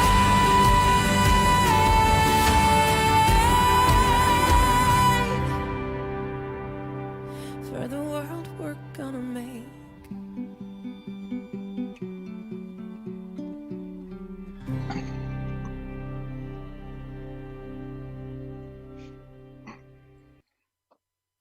All right, we're back. That was my second favorite song. Okay. Okay, Sev, the floor is yours. Give us every which way we can contact you, what you're offering, website, book, etc. Shameless plug time. Go. Thank you. Thank you very much. My website is planetsev.com. My email is sev@planetsev.com. One reason I named it Planet Sev is because I actually have a planet and a star system named after me in the Star Wars galactic system. Nice. Many years ago, my girlfriend Cecilia was dating somebody, and he was a writer, and he got a job writing a story for Star Wars, a short story. And he said to me, Sev Talk, I love your name. I'm going to name a planet after you. And I thought he was kidding, but I'm in Wikipedia and I am part of the official Star Wars galactic system. I noticed we just and the star system Step Talk. Sorry, we just got a caller. I hate to interrupt you, but wonderful. Great. So I don't know who's on that area code 716, but thank you for calling in. Do you have a question for Sev? Hello? Hi, this is Lavinia. Hi, Lavinia. Hi, Lavinia. Hi. I just got your email. Oh, that's great. Thank you very much. I look forward to meeting you. I really found a lot of value. There seems to be some reoccurring themes with contactees. You know, oh, hold on a second. Yeah, there's a delay in the TV. There you go. Yeah, I was listening to Grant Cameron today, and he was saying that a lot of experiencers have like near-death experiences. Have you guys ever been like, you know, had that as a trigger, or just was it just your experience? And how many of you, do you know anybody who's had experiences like that, where that's a trigger for thinning of the veil and things like that? Yes, Grant and I have talked about this before. Grant was actually kind enough to interview me a couple of times, and he's a very dear gentleman. And there is science behind the fact that people who've had near-death experiences, or maybe had some abuse or traumatic situations in their lives where they disassociate so they don't have to deal with that traumatic experience again, tend to remember their ET contact and tend to have extra heightened extrasensory abilities, because they allow their brain to go there. But you don't have to be traumatized, or you don't have to have an experience to do that. But yes, and I agree with it. Although I haven't had a near-death experience, I've popped out of my body, but it wasn't because I died. And I also haven't had major trauma. Right. Yeah. This is the thing. And he also mentioned a lot of meditation. So this is, I think, my path, because I haven't had either one of those. Right. And you don't have to. It just really has to do with your awareness. If you're aware of yourself being a multidimensional body and want to explore that, that's all it takes. Yeah. Right. And actually, as it is, I do, you know, it's really interesting when you come into the foray and you just start out with ET contact, you think, you know, you question, like, there's a sliding scale of what is contact and what is my own voice versus my own ego. Yeah. Right. So, exactly. Yeah. That is an issue for people when they first start channeling. And so I do have some tips you can tell the difference. For instance, when I channel and write, the way it's written is not the way that I would normally write. Use words that I wouldn't normally use. It's a grammar that I wouldn't normally use. And it also comes out perfectly, like pages after pages. Usually if I write something, I'm always crossing sentences out and arrows and everything, and none of that exists. That's how I know it's not Sev. Another way is sometimes it comes in a different voice. And also at one point, you just have to decide, all right, I've been hearing suggestions and guidance from this being for years, but I'm finally gonna take the advice and I'm finally gonna follow that suggestion. And you just do that, and then you see, oh my goodness, that was such good advice, now I understand. And you, with trial and error, you start to understand what that voice sounds like. You might not hear a voice, or maybe just what that energy sounds like, because a lot of times I can feel what entity has come to talk with me just through its energy. I don't even ask it its name. So you can tell through all the five senses if you make contact with. Yeah. Go ahead. Unless you get a big X marks the spot.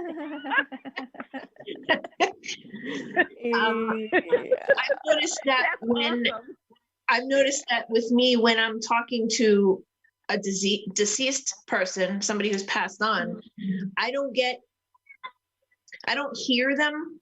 More so they give me images in my head. Yeah. Whether it's a dresser or how they look, they give me somebody else to refer to.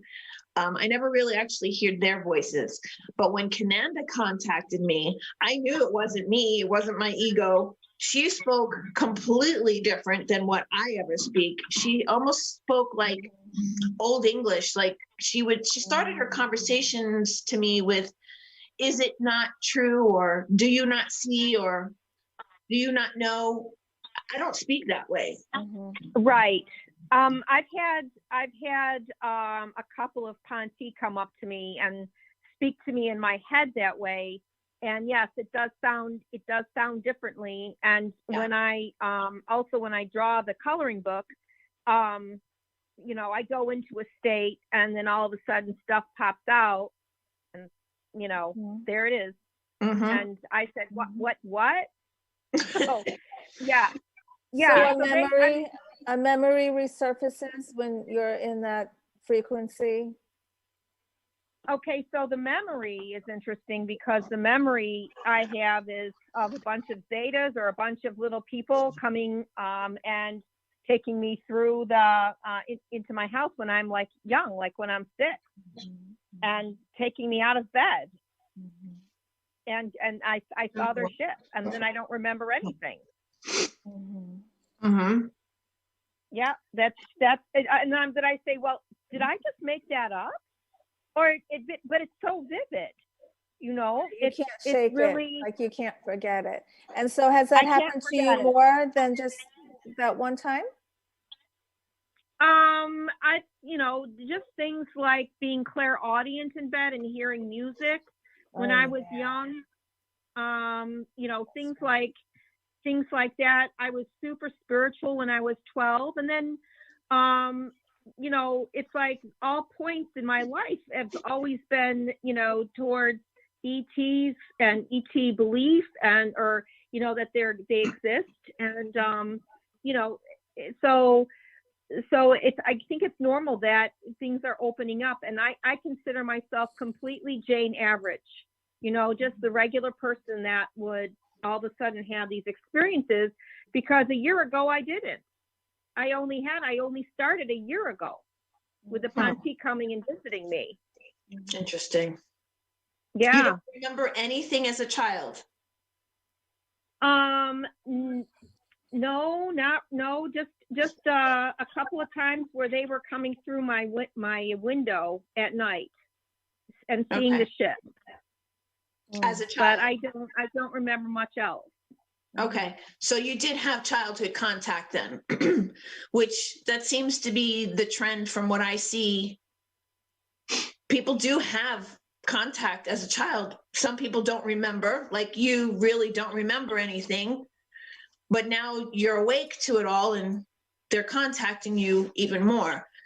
One thing that can happen, knowledge has frequency to it too. And so as we raise our own vibratory fields, we can then plug into higher frequency knowledge. So it could very well be that as the spiritual journey that you've been on, it's obvious you've been on one, and you're continuing it, and you're raising your personal frequency, you're going to start connecting with memories and knowledge that are of a higher frequency too. That's what happens. So you might start having memories of some of these years where you don't think anything happened, but a lot was going on. Right. Yeah, because I do have a memory of myself enacting out being a priestess when I was 12. I mean, that's what I would do. I would pretend I was a priestess. Like I would like worship the sun. Yeah, that is just going back to some kind of consciousness that you're probably currently having. Yes. AKA past life. Yeah. Right. This is a really fascinating time now for those of us who really do have our tentacles into the other dimensions. We can feel the shift, and a lot of us are becoming activated. I've been hearing from a lot of experiencers this past month. a lot. There's some kind of activation going on within us. Yes. Because I of think that's the great. circumstances on the earth. Yes, it's really exciting. Like you said, an exciting time to live in. Yes, and it's also an exciting to meet other people that are like-minded. Yes. Yeah. Definitely. We have a question in YouTube chat actually from. Thank you, Lavinia. Thank you so much. Yes, thank you so much, Lavinia. Thank you. Don't hang up. Our friend Francis Rebels Day is on the phone, aka Brother Francis. Hello, Hi, Brother Francis. How you doing? He's on YouTube chat, and he has a question for all of us. Actually, he says, "Are there any particular characteristic traits we may carry that lets us know we are connected to specific ET?" Great question. Sav, you want to start with that?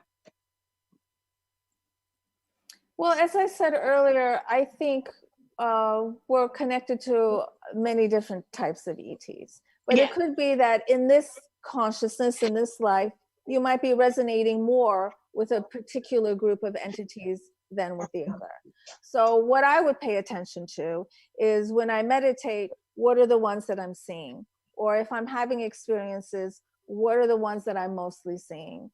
Or if I'm watching a TV show or picking up a book or anything like that, what are the ones that I'm more apt to move towards, that I'm more apt to pick up? What are the ones that I'm more interested in? Those are your signals that you are, for some reason, aligning with that frequency strongly. And so you're moving in that direction. So continue moving in that direction. And every time you have a feeling to pick up a book about the Greys instead of the Palladians, then follow through with that. And then you'll get your answers as to why you're doing that, because there is a connection. Do you think No, go ahead. It all has to do with what? Our personal frequency. Our personal frequency guides us to the information that we're aligned with. So you don't think there's any, because he was asking if there are any particular characteristics that we may carry that has us connected to specific ET. Do you think anything has to do with genetic? DNA, absolutely. As far as physical characteristics, I've heard a lot about that. I don't have a lot of personal experience in that, so I don't want to talk about that. I only like talking about what I have personal experience with. So as far as physical characteristics, I can't answer that. Yeah, I can't either. As far as DNA, well, yes, you share DNA with a variety of different beings, and to just pay attention to where you're inclined towards. Those would be your answers. Yeah, because like you, I grew up. To me, it was normal to be up on a ship, seeing all different kinds of beings. That's just how I grew up. I've never, except for the elders and Prima Mati, the praying mantis. Those were the only two groups that were consistent with me, but there was always hundreds of different kinds. It was like being on Deep Space Nine, and people were just coming in and out, all different kinds of beings.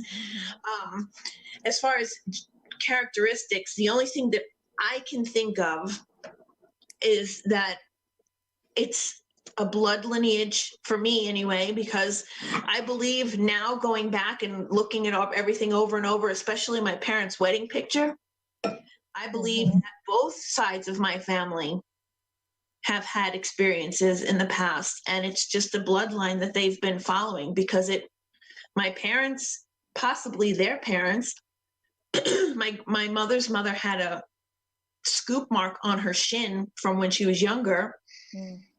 She can't explain it. Right. My Spanish grandparents never spoke about anything, but it's my parents, myself, my sister, my kids. I know it's genetic, but I can't specifically say what it is. I know from my own experiences too. He's multi-generational also. My grandmother, and then it was passed on to my mother, and then it was me, and now it's my nieces. So what do you think? I also really would it's not really important to know exactly, like, why do we have this need to identify? We do it on Earth too. Like, I'm an Italian, and we take these DNA tests to prove that we're Italian or Irish or whatever it is. It doesn't matter. It does not matter at all. These boundaries are just man-made. And so I actually have a blog. It's called the Light Age blog, and I have a blog in there about these DNA tests. And there's a lot of question marks with these DNA tests. You're handing over very valuable information about you to a total stranger corporation, and we don't trust corporations. What do you think this corporation's doing with your information? You think it's just really sitting there? Yeah. It could be sold.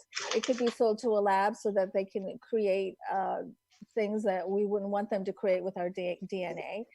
Maybe the government is looking to see what types of alien DNA various people have. That's exactly there's all kinds of things, and we're just handing over our personal information willy-nilly. We shouldn't be doing that, in my opinion. That explains why I have all these clones of me walking around the planet. So. Yeah, that's a scary thought. There's more than one of me out there. Yeah, quit doing that. Don't hand over your DNA anymore. I don't. My sister did the 23andMe. Because of what you just said and what Jeff said, putting you in the database, I didn't want my information out there. I know They're what selling it. They're making a lot of money off of this. Exactly. They don't need to be tracing me by doing that 23andMe. Sorry. They trace me in other ways. I don't need that too. Yeah. And this is like the ultimate information about yourself, the ultimate primo information down that to you're the just giving to someone. Exactly. Yeah. Mm-hmm. Okay, back to you doing, the shameless. Well, thank you for the question. I'm very grateful for that question. Brother Francis. Yes. Yeah. Okay. So I was talking about the star system and the planets, Talk. Okay. Yeah.